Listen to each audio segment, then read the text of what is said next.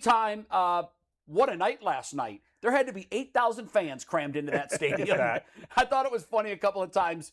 Kirk and Al on the broadcast were just, I mean, look, it's the last game of the preseason. It's basically a glorified practice. Yeah. I would have rather watched the Bills-Browns practice than what we saw last night. But it is all part of the ball of wax that goes into making decisions for who stays and who goes. And obviously, we'd be remiss if we didn't start with Dillon Gabriel, who pitched a perfect game last night. If you go by QBR, and I don't, but there are guys that subscribe to QBR and they say it's the greatest thing. It's the one metric that measures it all. If you go by that, he pitched a perfect game. I know the question is, did you think he had that in him? We saw him do it for a full year at Oregon. We knew he could do it. Yeah. Were you surprised that he did it on the NFL level, even if it was against guys that probably won't be making an NFL club? No, he did it last year in the preseason. That's right. He went out there. And look, he's physically overmatched against starters. That's not to poo-poo what he did, but he was awesome. He came in, the operation was clean, the ball was out, the ball was on the money, guys were open, and they didn't have, except in one case, they didn't have to wait for it. They didn't have to turn. It was right there. So he's a smart guy, he's an experienced guy, and that's what he's best at. Diagnose what's there, get rid of it. So you weren't really surprised by what he did? We did. We watched him do it for a year at Oregon. We watched him do it for a whole career at Oklahoma, Oregon, everywhere he's been. He played. He's been really good, and he showed, I think, exactly what the Browns front office thought he could be in his career. That's 10 to 12 years, making $8 million as a backup quarterback. Yeah. He goes in, he knows the offense, he can make some throws, he can get the play out, and that's exactly who he is. Will he ever develop into something further? Who knows? Probably not. But if you're Dillon Gabriel, you got to feel pretty good because you're going to make a lot of money and you're going to have a long NFL career. Yeah, I think what he did last night was kind of solidify what I thought he was coming out of college. I thought that, first of all, I love the fact that they got him off his spot last night. They rolled him out. Some guys are just better on the move. I think Baker is better on the move. And if Shorter guys you've is what watched you're him, trying to say. Well, he can't see over a 6'7" guy. No. If you can't see over a 6'7" lineman, it makes perfect sense. Although we have seen quarterbacks, really coaches, fail because they've tried to drop 5'11", 6-foot quarterbacks into the pocket and expect them to see over the 6'7" big guys up front. Get him off of his spot, and he proved that he could be pretty accurate on the run. He didn't, what I would have really loved to see last night, and we didn't get a chance to, but I want to see him take some deep shots down the field. That was, I think, the knock on him last year when he did get to play, was that he was super safe. You know, he was 7 touchdowns to 2 picks, while Shedeur Sanders was 7 touchdowns to 10 picks. Why? Shedor's not afraid to throw the tight window ball, and Dillon was. He played it super, super safe. Ultimately, he lost his job over it because even though the 7-to-2 ratio looks okay, it's you gotta stretch the field, and that's the one thing I haven't seen him do at this level that I want to see him do. I saw him do it at Oregon. He could stretch the field, but I thought there was a missed opportunity last night by not having him take more deep shots down the field. I know he took the one. There was a pass interference call. I don't know if it impeded the receiver, if he would have caught it or not. I just would have liked to seen that part of his game a little bit more, because eventually the 5 and 6 yard outs, and I know that's what the NFL is today, you're going to have to take shots downfield. And I wonder how much of last year him not throwing deep was scheme and coaching, that maybe Stefanski knew that they didn't have the offensive line to hold up long enough for the receivers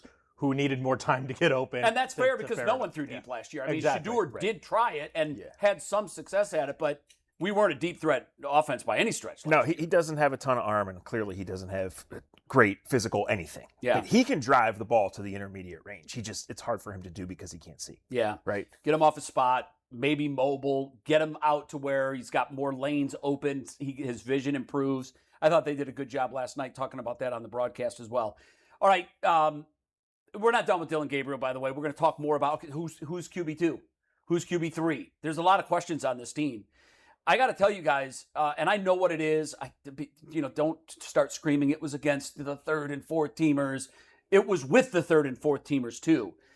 Taylen Green last night exhibited a skill set that nobody on this team has. In fact, very few guys in the NFL have. And I know the position is quarterback, and you have to be able to throw the ball at some point, and he's developing in that. But honestly, of the 3 guys that are on the roster right now, if you had to pick one that was clearly a long-term project, he's my guy, because he can do things that every other quarterback wishes they could do. And that's get out in space and run the football. And I know that play where he almost stepped out of bounds in the end zone and he turned it upfield and ran. On that play, I said, okay, that's what they were drooling about at the combine. That right there. Yeah. You don't see that often. In 2 seconds, he went from almost Dan Orlovsky to almost Lamar Jackson. Right? Exactly right.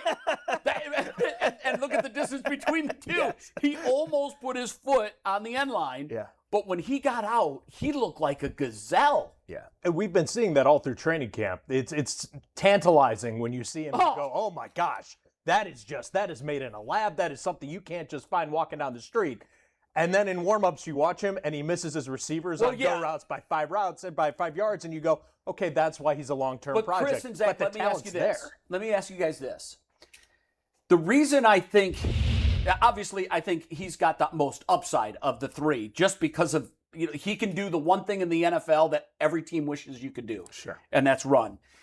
Isn't there a spot for him where you put you just put a package of plays in where if he's under center, the defense automatically is going to do what? We need babysitters on him. That could open up things.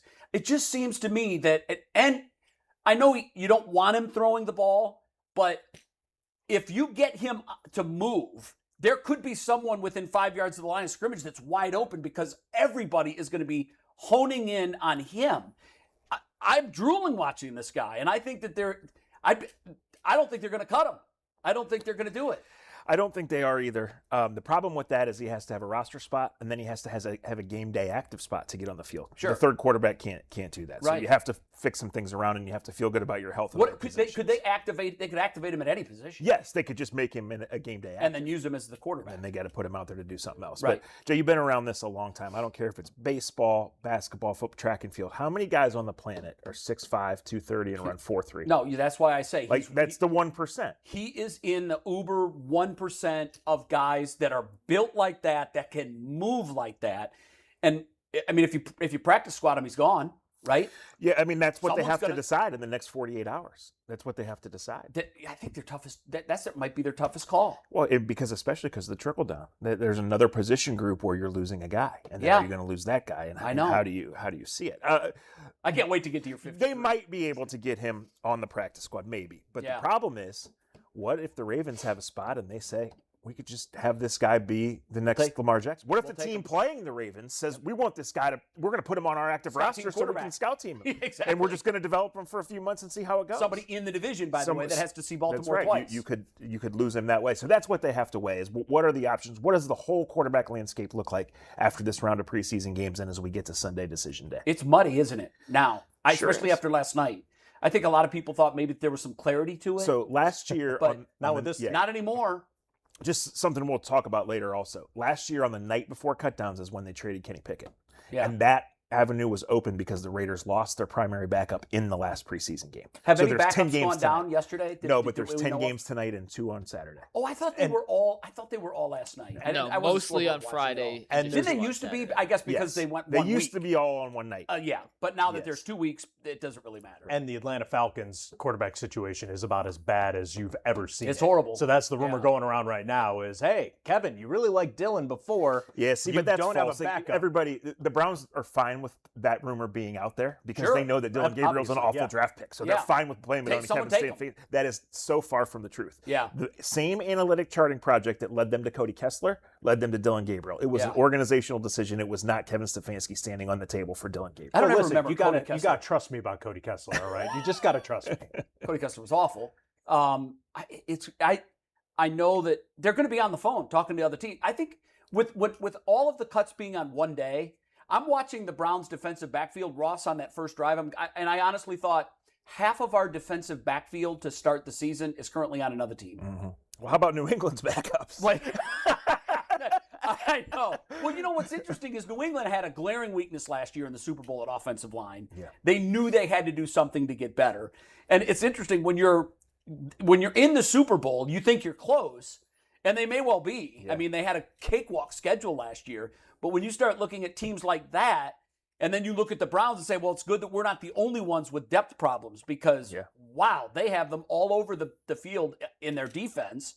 And I thought last night, The defensive players that were out there for the most part really impressed me. Ross, I don't know what he lost the ball, didn't he? He lost the ball. He lost the receiver. And the receiver. Other than that, it was a great Guys, play. all spring and summer, almost every I know. highlight you've seen from the practice field is that guy getting picked up. Yeah, it's a miracle that they. I know you can cut a guy before Sunday. You don't have to wait until Sunday to do it. I think Gage Oliverdan got cut with his punt return yesterday, running back into the end zone, Yeah, and that wasn't almost a good getting look. a safety. Yeah, That you wa- saw a that- couple performances that was the final time you're going to see those guys. I got a question for you guys. Yeah, real go ahead. quick. On Taylen Green in particular. And once again, I want to emphasize it's Taylen Green, despite Bull continuing to say Taylon Green every time he mentions it. It's Taylen Green. Watching him was like the best roller. It brought me back to Cedar Point, like a roller coaster ride of all emotions, the ups and downs. I'm not asking for a comp because I don't think we've seen enough from him from a football standpoint on the NFL level for a comp. But when he moved around, you guys are all Ohio State fans. Terrell Pryor-esque in the way he moves. But bigger. He's faster than Pryor was, but I'm not sure he's as bulk. Like, I'm trying to think of who he reminds me of, and I haven't been able to necessarily put a name to I don't know that there is one, his Zach. style. Someone that big. It's Terrell Pryor, because Terrell was really that big. Well, what was Terrell? 6'4"? Yeah, I'll look 6'4", it up. So he was a 6'5". big guy, but I think what makes him look taller than he is he's so thin. And it, for some reason, to me, it stretches him out. I thought Cam Newton initially, but Cam was a little bulkier. Much bulkier. But I see the comp to Terrell Pryor because he just, when he runs, he glides. Terrell never looked like he was running that fast, like with that much effort, but he just glided away from everybody. I mean, I'm trying to think of another comp, and they're pretty rare. Like, I remember at the Senior Bowl last year looking at Taylen Green, like, he's bigger than the offensive linemen that are out there. I mean, you have to ask yourself, did the Browns get a steal or were they the sucker? Because the fact that they were able to get him where they got him, despite the fact, the performance that he put on, a performance like that normally at the Combine, you're in the first round. Yeah. You know, with those kind of numbers. And I know that this is a bad thing to say because Green wants to play quarterback. He's a wide receiver to me. Well, what did Terrell Pryor become? A wide receiver. A very solid wide receiver for a minute. Right. And I think that the temptation of what this could become as a red zone wide receiver, over the top threat. Now, I don't know if he can catch a football. I have no idea. I'd have him on the jugs machine for 30 minutes every single day. Yeah.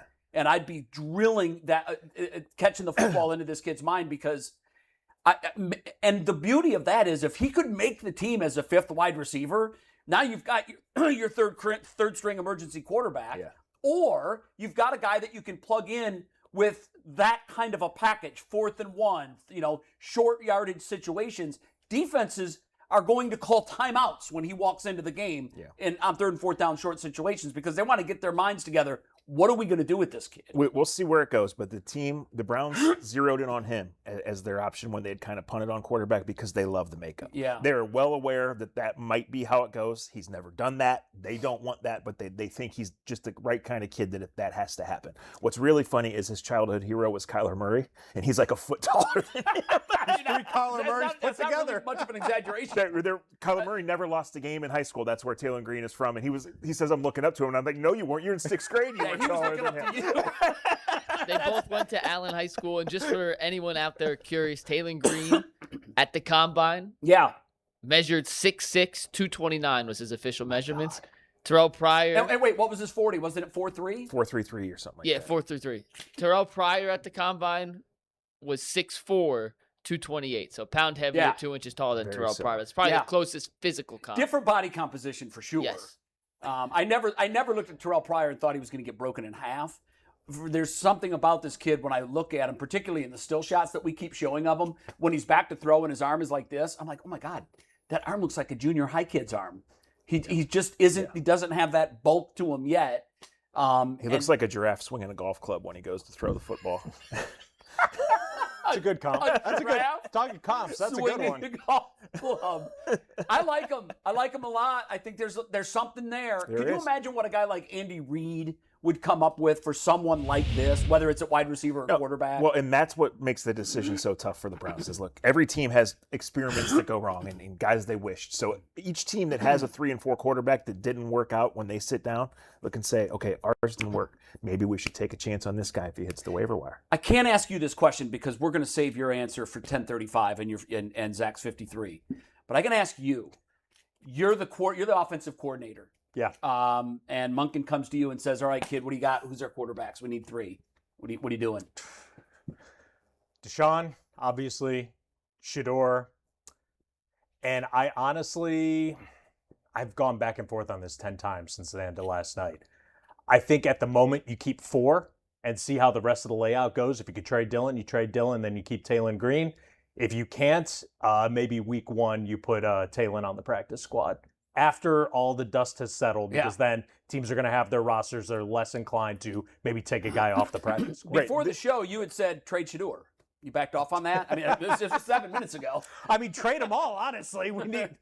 None of these guys are going to be on this roster next year, with the exception of maybe Dillon and Taylen. They're going to draft somebody. So if you can get something out of the rest of the guys, go for it. Yeah, Chris hit on something. Like, teams have to make decisions on which guys to protect on Sunday. And then there's a run of waivers and sometimes trades on Monday. You could, in some cases, you can wait on guys and move, and it becomes less likely. Of the 4, going to do. And I'll just put it that way. And I know we can throw Deshaun out there. No one's trading for him. Of the other 3, who do you think has the most trade value right now? I think Dillon Gabriel would potentially have the most trade value. Really? Yes. Wow, that's interesting. And I don't think the Browns are going to trade him just to trade him. They're not taking a 7th-round pick. They're not taking somebody's fifth linebacker. They're analytic. It's going to have to be 3rd or higher. Right. A 3rd, I'm sorry. He's under contract for 3 this season and 2 after at no cost. So 3 years from now. Yes. This So year. they drafted him 100 spots too early, but now that he's here and what he is, that has value to a team. Absolutely. So, and that's where a team like Atlanta that's early in their program might take him. Yeah, and we know that Kevin had an affinity for him. So, I mean, if he wants to bring him down there, he kind of knows Kevin's deal. He knows what the offense is. He could easily do that. And it'd be interesting to see the Browns make a trade with Kevin Stefanski and the Falcons. It'd be fascinating. We had Luke Florida here. We're going to push Luke down to 35 because I'm sure you're going to touch on him there. He played great last night. Put him on the roster. A lot of folks locally want him on the roster. He's tiny.